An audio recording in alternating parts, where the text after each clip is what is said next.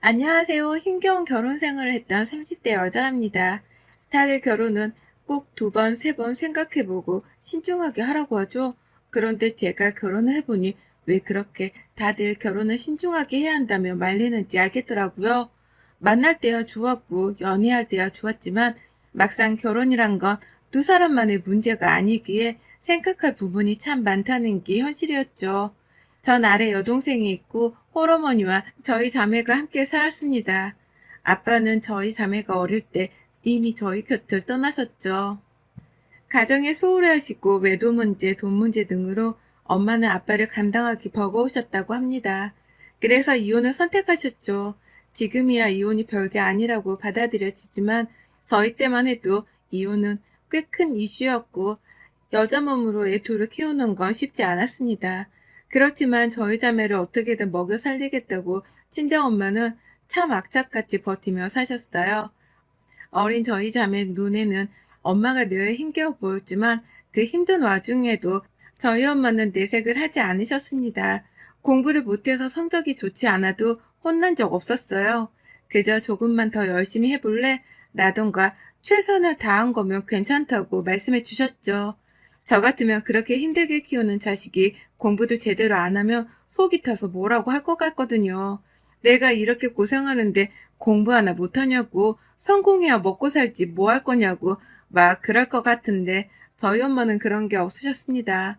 엄마는 또 본인에게 쓰는 건 너무 아까워하셨고 아끼셨지만 저희 자매에게는 아낌없이 사셨어요. 그렇게 희생해 주신 엄마 덕분에 부족함 없이 사랑받으며 살 수 있었습니다. 오히려 아빠와 함께 살 때보다 엄마와 동생, 저 이렇게 세 식구가 살 때가 훨씬 행복했고 안정되었어요. 그게 다 엄마의 희생 덕분이란 걸 알기에 저랑 동생은 사회생활을 시작하고 돈을 벌기 시작하면서 엄마께 늘 효도를 했습니다. 참 애틋한 가족이었던 저희 가족은 늘 서로를 위하는 마음이 컸던 가족이었죠. 거기다 일찍부터 돈이란 게 얼마나 귀하면서도 무서운 건지를 알았기에 저도 버는 족족 저금은 꼭 해야 한다는 개념이 확 박혔던 것 같습니다. 늘 저희 엄마께서 알려주신 게 있었거든요.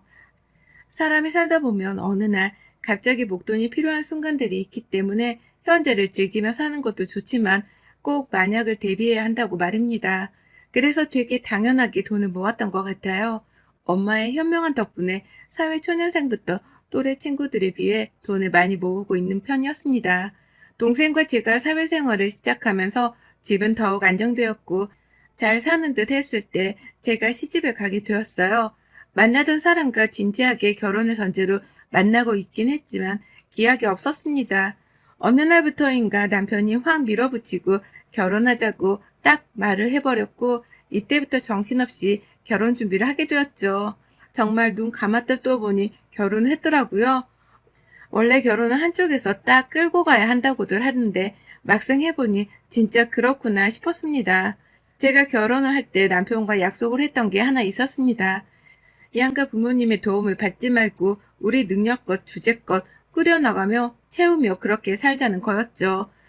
제가 이렇게 했던 이유는 어느 집은 이렇게 했는데 이 집은 이렇게 했네 안 했네 라며 서로 다툼이 생기는 게 싫어서였어요. 저희가 가정을 꾸리게 되었지만 부모 형제는 또 다른 존재이고 서로에게 얼마나 소중한 존재인 걸 알잖아요. 그런 가족들 문제로 다투는 건 최악이라고 생각했기에 애초에 그런 빌미를 만들지 말자는 입장이었습니다. 제 의견은 남편도 동의를 해줬고 결혼할 때 저랑 남편이 각자 모은 돈과 은행의 힘을 빌려서 모든 걸 해결했어요. 분명 양가 부모님들도 허락을 해주셨고 문제없이 결혼했는데 막상 결혼하고 나니 시모의 입장이 조금 달라졌더라고요. 시모는 장녀를 시집 보내며 아무것도 하지 말라고 정말 아무것도 하지 않은 저희 엄마가 이해가 안 간다고 말씀하셨습니다. 그렇게 애지중지 힘겹게 키운 듯 말하더니 어떻게 아무것도 안 해주냐고 말이죠. 전 그런 시모가 이해가 안 가더라고요.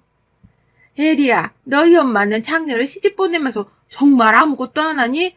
대단한 것 같아. 나 같으면 귀한 장녀 시집 보내면서 절대 그렇게 못했을 거야.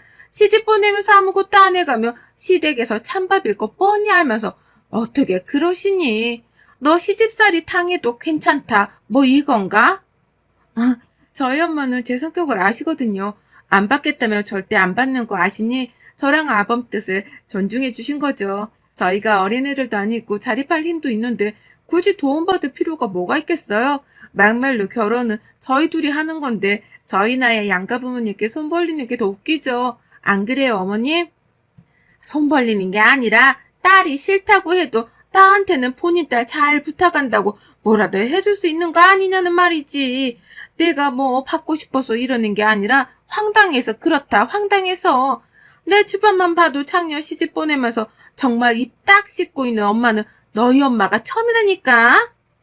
상견례 때는 아무 말씀 없이 동의하셔서 아범이랑 저는 괜찮으신 줄 알았는데 서운한 게 있으셨나 봐요. 진작 말씀을 하시지 그러셨어요. 저는 어린 나이가 아니라서 친정엄마께 손 벌리고 싶지가 않으니 제가 뭐라도 해드려요? 예리야, 너 말 참 기분 나쁘게 한다. 뭐라고? 해드려요? 뭐 내가 받고 싶어서 이러는 줄 아니? 내 돈 주고 사면 그만이라고. 내가 뭐 돈이 없니? 뭐가 없니? 그냥 어이가 없어서 그런 거야. 그런 거라면 저희 엄마도 그러셔야 하는데 전혀 그렇게 생각하지 않으시던데요. 오히려 저희가 똑똑해서 잘 살 거라고 말씀해 주시고 어려운 결정 동의해 주신 어머님이 멋지다고 하셨는데 아니셨군요. 시몬은 대놓고 제게 아무것도 해주지 않아서 서운하다고 티를 냈어요. 그러나 이미 끝난 얘기를 하니 웃기더라고요. 분명 남편과 모두 있는 자리에선 서로의 양가 부모님께도 아무것도 해드리지 말고 저희가 알아서 하겠다고 했을 때 현명하다고 해놓고는 이제 와서 뭐라도 해주길 바라는 심보가 웃겼습니다. 그래서 저도 비비 꼬면서 말을 했죠. 제가 또 한성질 하기도 하는 편인데 아닌데 맞다고 장단 맞춰주는 성격도 아니라서 시무가 저렇게 트집을 잡으면 말하면 저 역시 지지 않고 말했어요. 시무라고 해서 맞죠. 네, 맞습니다. 알겠습니다와 같은 무조건적인 수긍들을 전 절대 해주지 않았습니다. 제가 저렇게 강력하게 나서도 시모 역시 지지 않고 제게 시집살이를 시키려고 아주 노력하셨어요. 사실 제가 저희 친정집에 대해 자세히 언급을 한 적도 없습니다. 굳이 저희 집 재산이 얼마고 어느 정도 살아요. 뭐 이렇게 말할 이유는 없으니까요. 그래서 그런지 시모는 혼자 생각에 호르몬이가 자매 키우는 집이니 당연히 형편이 어려울 거라는 생각을 하셨나 봅니다. 늘 저희 친정집을 무슨 거지 취급했고 나중에라도 저희 엄마가 장녀인 제게 빌붙어서 본인 아들이 힘들어질까 그걸 걱정하시며 돌려가셨죠. 그런데 저희 친정집은 형편이 어렵지 않습니다. 살만하고 여유 있는 집이고 오히려 시댁보다 더 재산이 있는 상황이었죠. 상황이 이랬어도 굳이 시모에게 솔직하게 털어놓지 않았어요. 이유는 반대로 시모가 빌붙을까 봐 하였습니다.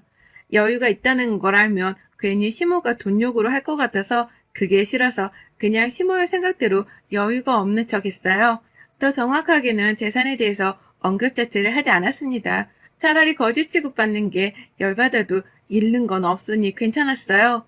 시모는 본인이 대놓고 저희 집을 거짓 취급하는데 제가 별다른 대꾸를 하지 않으니 진짜 못 사는 어려운 집이라고 확신을 했던 것 같습니다. 그래서 그 이후부터는 아주 대놓고 무시하기 시작했죠. 명절에 친인척들도 다 있는 곳에서 저 들으라고 그러더군요. 집에 사람을 잘 들여야 되는 거야. 어? 우리 봐라. 어디서 저런 돈도 없는 집구석 창녀라고 들어와서는 도움되는 거 하나 없고 속만 타잖냐. 그뿐인 줄 알아? 꼴에 장녀라고 한마디를 하면 아주 10마디를 하고 있어. 내가 지 동생인 줄 아는 건지 아유 이래서 가정교육을 똑바로 받아야 한다고들 하는 거야. 결국 이렇게 티가 난다니까 부족한 애들은. 며느리 듣겠다. 그렇게 말하면 상처받지. 하지 말어. 상처받기는 개뿔. 지도 지 주제를 알아야지. 그리고 말대답을 따박따박 얼마나 하는데 겨우 이 말에 상처를 받아? 다들 몰라서 하는 소리지. 쟤는 가만 보니까 요즘 애들 말로 취집한 거야. 우리 아들한테. 아유 꼴에 눈은 높아서 우리 통준이 같은 남편 잡은 거 봐. 영악한 여우가 따로 없어. 어머님 쌓인 거 참 많으셨나 봐요. 만나는 날도 많은데 직접 말씀하시지 왜 뒤에서 험담을 하세요. 결국 어머님 얼굴에 침 뱉는 건데. 들었지? 들었지? 얘가 이렇게 말대답을 한다고. 그래도 상처를 받을 것 같냐? 나만 열받는다고. 그리고 너 어른들끼리 말하는데 왜 끼어들어? 버르장머리 없이. 제가 듣다 취집이란 소리에 너무 웃겨서요. 어머님, 취집을 할 거였음 아범이랑 결혼 안 했죠. 아범도 어머님도 재산보다 빚이 많은데 제가 미쳤다고 이런 집에 취집을 하겠어요? 그리고 저 가정교육 누구보다 잘 받았다고 자부할 수 있는 사람이에요. 어머님, 제가 말대답을 하는 게 아니라 아닌 걸 무시하고 지나치지 못하는 고약한 성격이라 그래요. 불쾌하셨으면 죄송해요. 저 말하는 거 봐. 쟤는 없는 주제에 시애미가 말하면 네라고 한 번에 답하는 법도 없이 맨날 저렇게 말대답을 한다니까. 저랑 대화를 하시는데 왜 자꾸 가족들한테 답을 하세요? 어머님, 전 그럼 음식 마저 할게요. 하실 말씀이 있으시면 부르세요. 이런 저와 시모를 늘 마주하는 친인척들의 입장은 50대 50이었습니다. 시모 성격을 알기에 제 입장을 이해하는 가족들이 반이었고, 그래도 시모에게 대드는 건 아니라는 가족들이 반이었죠. 그러나 누가 제 편이고 아니든 전 제 말만 하면 되는 거라 상관없었어요. 그저 제 편이어 주길 바라는 사람 딱 한 명의 남편은 정작 모른 척하기 바빴기에 이 결혼을 하고 후회가 밀려오긴 했습니다. 처음에는 시모와 제 사이에서 어떻게든 해보려고 하는 듯 보였으나 남편이 그러더군요. 하루 이틀도 아니고 매번 이러면 본인도 어쩔 수 없다면서 그냥 알아서들 잘 풀고 살라고 말이죠. 그리고 전 그렇게 서로가 싫고 미우면 안 보고 사는 방법도 생각을 하자고 했어요. 결국은 이 말뿐이었고 행동으로 실천한 건 단 하나도 없었습니다. 늘 팔짱 끼고 멀리서 남일처럼 지켜보기만 했어요. 남편은 그저 시모와 제가 다툼이 나기 시작하면 밖으로 나가거나 차에 가거나 그 자리를 아예 피해버렸고 평온하게 낮잠을 자기도 했습니다. 그렇게 결혼하자고 매달릴 때는 언제고 막상 결혼해서 본인 엄마에게 당하는 저를 보고선 어떻게 이렇게 행동을 할 수 있나 싶어 처음에는 서럽고 서운했죠. 그런데 시간이 지나니 서럽고 서운한 감정이 싹 사라지고 열받기도 하다 아예 무감정으로 변하더라고요. 솔직히 제가 시집살이를 당했던 이유가 따지고 보면 저희 친정집에 여유가 없어서 그런 줄 알아서였기에 어느 정도 있다고 말하면 모든 게 끝날 것 같긴 했습니다. 그렇지만 친정엄마 재산이 제 것도 아닌데 그걸 왜 말하겠어요? 애초에 그런 걸로 저를 탓하며 시집살이 시키는 시모가 정말 나쁜 거죠. 그리고 이쯤 되니 그냥 어떤 여자가 왔어도 시모는 못마땅해 했을 것 같다는 확신이 들었습니다. 은근히 본인 아들 잘난 것만 자랑하고 며느리는 무시하는 게 보였거든요. 시댁이랑 집이라도 멀었으면 속이라도 덜 탔을 텐데 거리가 가까운 편이라 더 힘들기도 했습니다. 걸어서 왔다 갔다 10분도 안 걸리는 거리였고 저를 욕하는 재미로 사는 시모여서 그런가 자주도 찾아왔습니다. 시모는 진짜 갑자기 찾아와서 밑도 끝도 없이 욕만 하다 가곤 했어요. 굳이 연락도 없이 저희 집에 찾아와서는 제게 그랬죠. 나왔다. 얘 청소를 한다고 끝이 아니야. 바닥 미끌거리는 거 봐라. 마무리를 똑바로 해야지. 아 참, 그건 그렇고 너희 돈 관리는 누가 하니? 저희는 각자 알아서 하고 있어요. 각자 돈 관리를 한다는 게 뭔 뚱딴지 같은 소리냐? 각자 벌어서 각자 모으고 각자 해요. 매달 정해진 날짜에 공동 생활비 입금해서 그렇게 생활하고 있어요. 각자 번 돈은 서로 터치하지 않거든요. 그런데 갑자기 그건 왜 물어보세요? 잘하고 있네, 행여나. 네가 우리 통준이 벌어온 돈 다 묶어서 네가 관리하나 해서 물었다. 네가 관리하면 절대 안 돼. 지네 친정집에 돈 빼돌릴지 어떻게 알아? 고양이한테 생사를 맡기는 거지 그거는. 예, 따로 관리하니 걱정도 마세요. 아범 벌이가 얼마나 된다고 빼돌리겠어요, 어머님. 우리 동준이가 뭘 못 벌어. 잘만 벌지. 그 능력에 그 외모면 결혼하겠다는 의사 변호사 며느리들이 줄을 서 있지. 네네, 알겠습니다. 뭘 알아? 뭘 알겠다는데? 어? 너 이제 시애미가 말하는 것도 듣기 싫다 뭐 이거야? 얘 진짜 웃기네. 어머님, 제가 화풀이 상대도 아니고 매번 이러시는 거 너무 힘들어요. 툭하면 소리치고 뭐라고 하시는데 제가 뭘 그렇게 잘못했어요? 네 잘못을 네가 몰라? 넌 그냥 존재 자체가 잘못이야. 에이씨, 괜히 와서 또 열받네 진짜. 와도 반겨주는 사람 하나 없는데 굳이 와서는 혼자 저렇게 뚜껑 열려서 고함치며 가버리는 시모였죠. 늘 시작과 끝은 제 욕만 하는 거였고 그렇게 욕만 하다 또 가셨어요. 제가 생각했던 결혼은 절대 이런 게 아니었는데 너무 불행하다는 생각이 들었고 점점 이 감정이 견디기 힘들어졌습니다. 시모는 시집살이에 더불어 애 낳아라, 임신은 언제 할 거냐고 닥달을 했어요. 그런 시모의 닥달과 남편도 제게 아이를 원한다고 부담을 줬지만 전 불안정한 이 결혼 생활 속에 아이를 낳을 수 없었습니다. 당장 이 결혼을 유지할 수 있을지 없을지도 모르겠는데 누구랑 애를 어떻게 낳겠습니까? 그래서 절대적으로 조심 또 조심하며 지냈어요. 시모 때문에 스트레스를 많이 받아서 신경이 날카로웠습니다. 그래서 친정집에 제대로 신경을 쓰지도 못했어요. 뭔가 싸한 느낌과 너무 오래 연락을 못해서 신경 쓰여 친정엄마께 연락을 했는데 충격적인 얘기를 들었습니다. 친정엄마가 췌장암 말기 진단을 받으셨다는 말을 들었고 왜 진작 말하지 않았냐는 저에게 그러셨죠. 엄마, 어떻게 왜 나한테 말을 안 했어, 어? 예나야, 너 요즘 힘들다고 그러더라고. 뭐 네가 빨리 한다고 해서 달라지는 것도 없고 적당할 때 말해야지 그랬지. 예리야, 답이 없어. 예나랑 같이 별거 다 해보려고 했는데 이미 너무 늦었다고 하더라고. 그러니까 너무 슬퍼하지 말고 엄마랑 좋은 시간 잘 보내자. 억장이 무너진다는 게 바로 이런 심정이구나 싶었습니다. 말이 나오지도 않고 숨이 쉬어지지도 않았어요. 통증도 없으셔서 모르셨고 이미 손 쓸 수도 없을 정도의 상태라 할 수 있는 일이라고는 떠나는 친정엄마가 쓸쓸하지 않도록 곁에서 꼭 지켜주는 것뿐이었습니다.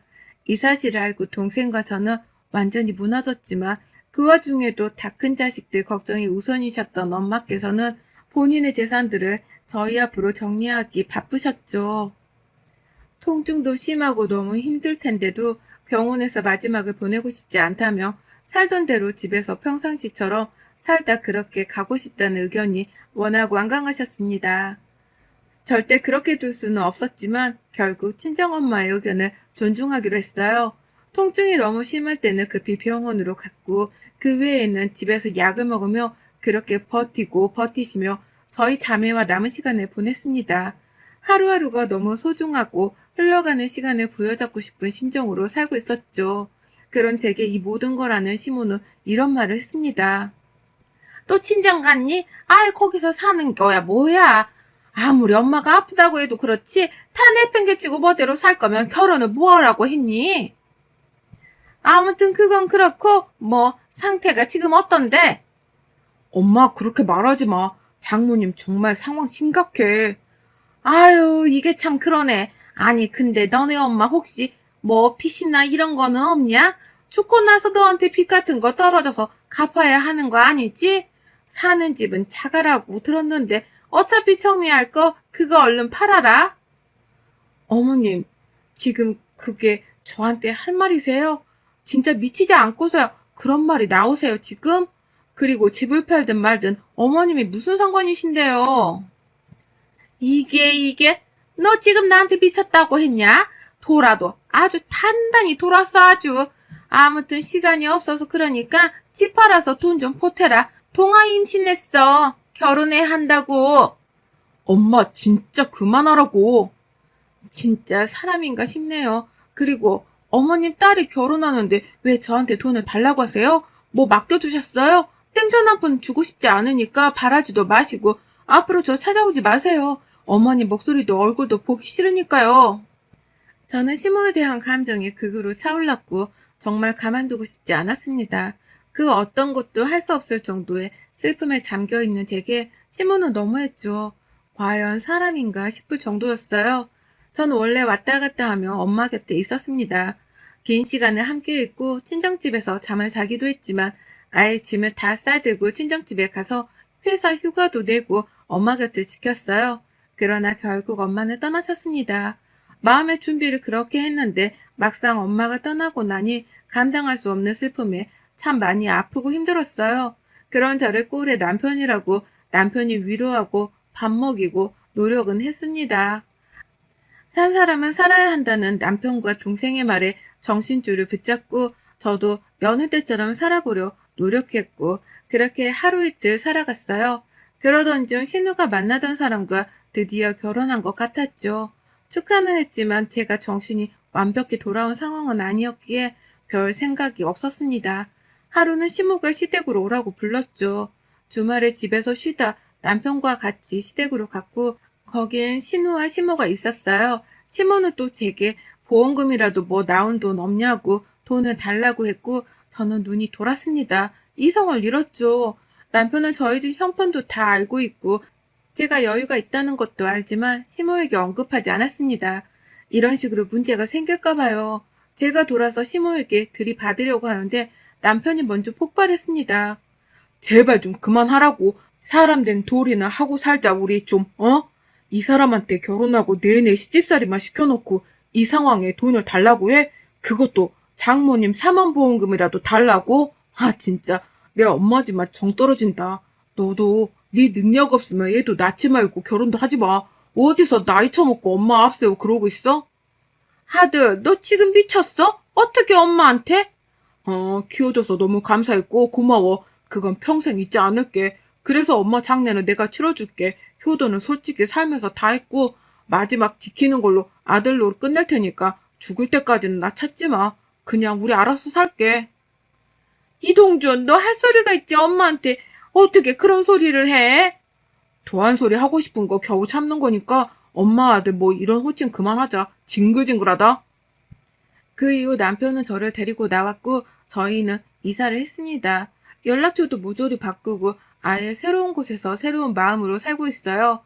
시모, 신우와 아예 연락을 끊고 저희 부부에게만 집중해서 산 지가 시간이 꽤 흘렀고 남편과의 관계에서 안정을 얻은 저는 이번 연도 11월에 엄마가 됩니다. 참 아프고 고통스러운 시간을 겪어야 했지만 지금은 말로 다 못할 행복한 결혼 생활을 하고 있어요. 부디 이 행복이 끝나지 않도록 잘 붙들며 살아보려 합니다. 많은 응원 부탁드려요. 여러분의 생각은 댓글로 남겨주세요. 오늘도 시청해주셔서 정말 감사합니다. 오늘도 즐거운 하루 되세요.